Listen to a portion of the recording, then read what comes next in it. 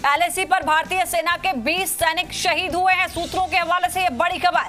चीन सेना के भी 20 सैनिक झड़प में मारे गए। सूत्र बता रहे हैं कि चीन ने वास्तविक नियंत्रण रेखा की स्थिति को बदलने की कोशिश की है, जिसके बाद ये हालात बने हैं। साथ ही ये भी बताया जा रहा है कि भारतीय सैनिकों की तुलना में चीन के 3 गुना सैनिक थे।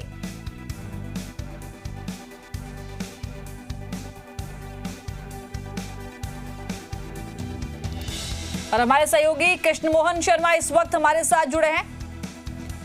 कृष्ण, आपसे समझना चाहेंगे इस पूरे मामले को लेकर फिलहाल क्या कुछ हालात बने हुए हैं, क्या कुछ अपडेट आप देख पा रहे हैं? कल रात से ये मामला थोड़ा सा ज्यादा गंभीर हो गया और गलवान घाटी में कल रात भारतीय और चीनी सैनिकों के बीच में झड़प हो गई। वो जगह बहुत सक्रिय है, गलवान वैली बहुत सक्रिय है, 100 मीटर से ज्यादा उसकी चौड़ाई नहीं होगी। और उस दौरान रात के अंधेरे में झड़पें हुई और उसमें कई सैनिक खाइयों में गिरे और कई सैनिक लापता हुए हैं। हालांकि अभी तक सेना ने आज पूरे दिन में सिर्फ 1 अफसर और 2 जवानों के मरने की बात कबूल की है, लेकिन अभी जो खबर आ रही है उसमें ये बताया जा रहा है कि कई जवान मारे गए हैं और कई जवान लापता हैं। चीन का भी भारी नुकसान हुआ है ऐसा कहा जा रहा है, पर कुल मिला के आज कल शाम से स्थिति बहुत ज्यादा तनावपूर्ण है। एलएसी पर बहुत ज्यादा तनाव है। दिल्ली और बीजिंग दोनों ही जगह राजनीतिक और कूटनीतिक स्तर पर तनाव को कम करने, मामले को बेकाबू होने से बचाने के लिए हर किस्म की कोशिश की जा रही है। जी कृष्ण मोहन मिश्रा, अगर हम आज इस पूरे मूवमेंट को लेकर दिल्ली की बात करें, लगातार बैठकों का दौर जारी रहा, रक्षा मंत्री ने भी बैठक की, क्या कुछ बातचीत, क्या कुछ कूटनीतिक रणनीति आप देख रहे हैं सरकार की ओर से? देखिए, किसी भी तरह से इस स्थिति से बचाने की कोशिश की जा रही है कि जब कि मामला हाथ से निकल जाए और मामला कुछ इस तरह से पहुंच जाए कि वापस उसको मोड़ना या पहले की स्थिति में आना मुमकिन ना हो। इसलिए लगातार कोशिश की जा रही है राजनीतिक और कूटनीतिक स्तर पर कि बात हाथ से न निकले, बात बहुत ज्यादा आगे न पहुंच जाए कि उसके बाद वापस मोड़ने का रास्ता न रहे।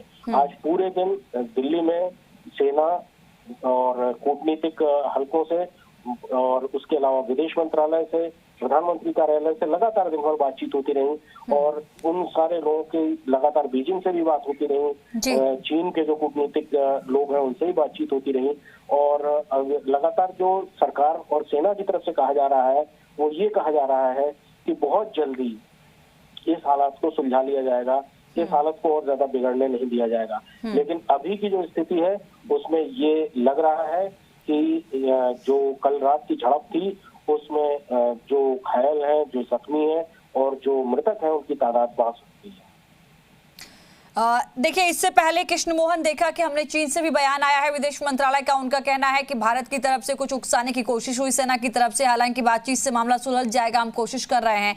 सवाल ये है कि हम पिछले कई दिन से अगर चीन की तरफ से मूवमेंट को देखें तो एलएसी पर लगातार उसका मूवमेंट बढ़ रहा था। आज हालात यहाँ तक पहुंचे हैं कि तस्वीरें हम सबके सामने हैं। 1962 के बाद इस तरीके की तस्वीरें शायद ही देखने को मिली चीन की तरफ से। देखिए, भारत और चीन के बीच में 1962 में एक बड़ी लड़ाई हुई थी। उसके बाद 1967 में सिक्किम के नाथुला के पास दोबारा झड़प हुई थी, जिसमें जो कि एक फुल फ्लेजेड वॉर की स्थिति थी। उसके बाद 1975 में अरुणाचल प्रदेश में असम राइफल्स जो एक पैरामिलिट्री ऑर्गेनाइजेशन है भारत का, उसके कुछ जवानों को 11 जवानों को एम्बुश करके चीनियों ने मारा था। लेकिन 1975 के बाद से आज तक कभी भारत और चीन के बीच में तनाव तो जरूर कई बार बढ़ा, लेकिन कभी ऐसा नहीं हुआ कि कोई किसी सैनिक की किसी भी तरफ से भारत या चीन की जान गई हो। यहाँ तक कि डोकलाम में 72-73 दिन का तनाव रहा, दोनों सेनाएं आमने सामने रही, लेकिन ऐसा नहीं हुआ कि किसी भी सैनिक की जान गई हो। कल रात को जो घटना हुई, सबसे पहले जो आज सुबह खबर आई कि 16 बिहार के कमांडिंग ऑफिसर और 2 दूसरे जवानों को वीरगति मिली है। अब ये खबर आ रही है कि और ज्यादा सैनिकों की जान चली गई कल रात की घटना में और कई मिसिंग भी बताए जा रहे हैं। अगर ये सारी चीजें होती हैं तो जाहिर है कि हालात और ज्यादा तनावपूर्ण बढ़ेंगे। कृष्ण मोहन, देखिए ये भी खबर आ रही है कि अब तक जो आंकड़ा हम 3 से 4 का अब तक दिखा रहे हैं, जो अपडेट आ रही है, अब ये कहा जा रहा है कि जो संख्या है वो लगातार हो सकता है कि कुछ बढ़ने की संभावना है, जो कि अब तक एक्चुअल संख्या वाल सामने नहीं आया है। अगर ऐसे हालात होते हैं तो क्या कुछ रणनीति हो सकती है सरकार की ओर से? लगातार हम देख रहे हैं कि रक्षा मंत्री ने जो बैठकों का दौर शुरू किया, उसके बाद प्रधानमंत्री से भी बातचीत हुई है, उनको भी अपडेट दी गई है। देखिए, सरकार हर हालत में युद्ध की स्थिति को टालना चाहेगी।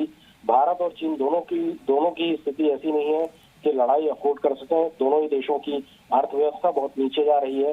कोरोना का संकट दोनों ही देशों के सामने है, और अगर ऐसी स्थिति में युद्ध आता है, युद्ध सिर्फ बर्बादी और तबाही लेकर जाता है। इकोनॉमी बहुत बुरी तरह से प्रभावित होती है युद्ध की स्थिति में। तो किसी भी स्थिति में युद्ध को टालना दोनों ही देश चाहेंगे। इसीलिए आज पूरे दिन राजनीतिक और कूटनीतिक स्तर पर बातचीत का सिलसिला चलता रहा।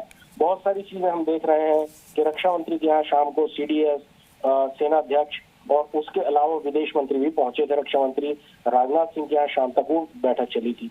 बहुत सारी चीजें हम लोगों को नहीं पता लगती, लेकिन ये हम समझ सकते हैं कि कूटनीतिक स्तर पर लगातार ये बात चल रही होगी, और उम्मीद यही है।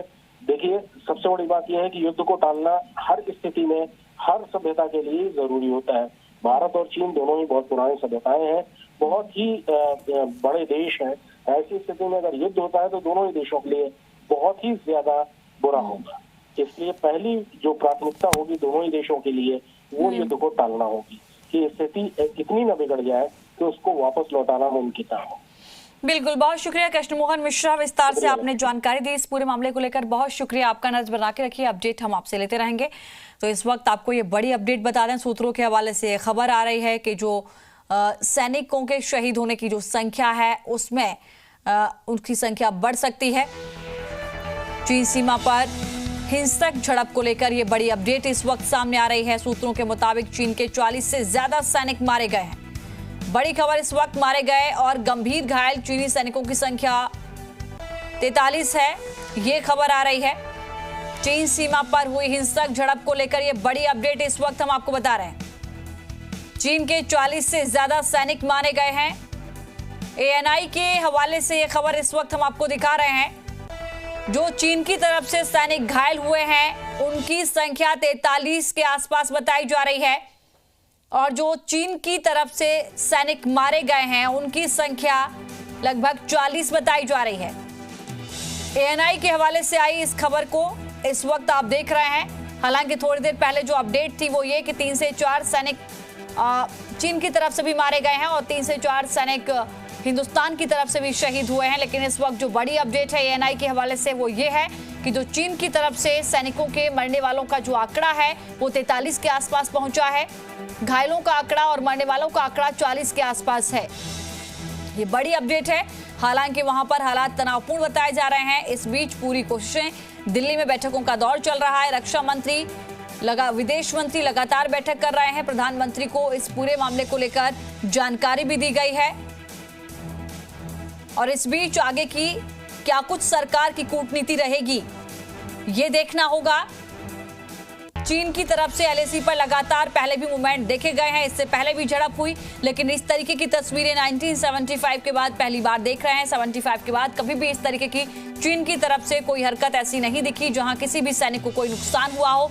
लेकिन इस बार यहां पर भारतीय सैनिकों को भी नुकसान हुआ है। एक अधिकारी सहित 3 सैनिकों को यहां पर 3 सैनिक शहीद हुए हैं और चीन की तरफ से भी 40 सैनिक मारे गए हैं, 43 सैनिक घायल बताए जा रहे हैं। ANI की तरफ से ये बड़ी खबर इस वक्त आ रही है।